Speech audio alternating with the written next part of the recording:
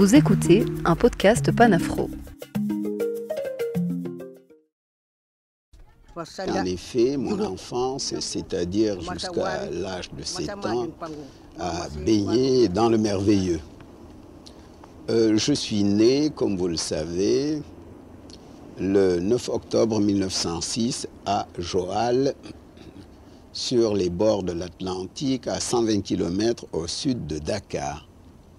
Mais après mon baptême, 2 mois après, ma mère m'a ramené à Djilor. Djilor, c'est à 23 km de Joal, à l'intérieur des terres, au bord d'un des bras du fleuve Saloum. Panafro, le podcast. C'est le nom qui désigne le royaume dont mon père est originaire. Dans les poèmes, j'ai chanté parfois le roi du Sine, Coumba Ndoffène Diouf, qui a été notre dernier roi. Ma mère appartenait à une famille de paysans moyens.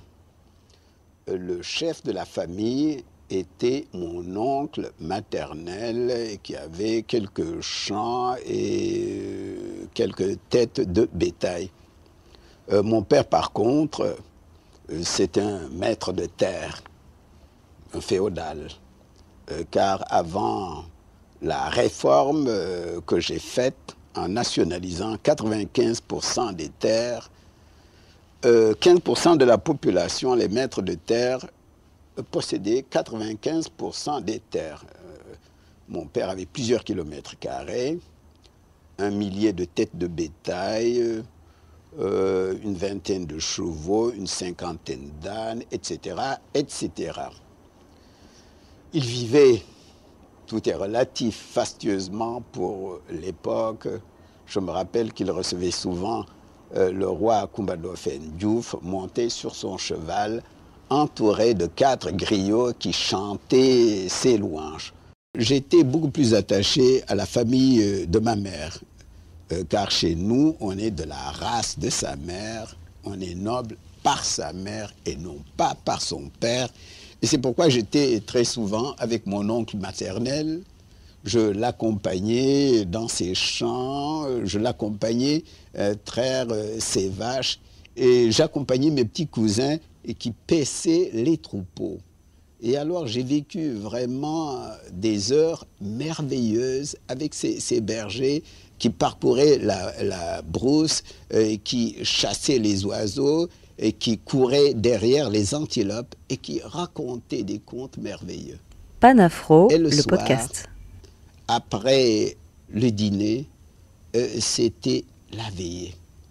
Et ma nourrice, un gars, et d'autres nourrices nous racontaient des histoires pendant 1 heure, 2 heures, et nous allions nous coucher. Je me rappelle, ma nourrice, puisque je dormais, ma nourrice me portait sur son dos et m'amenait à mon lit en me berçant pour m'aider à dormir.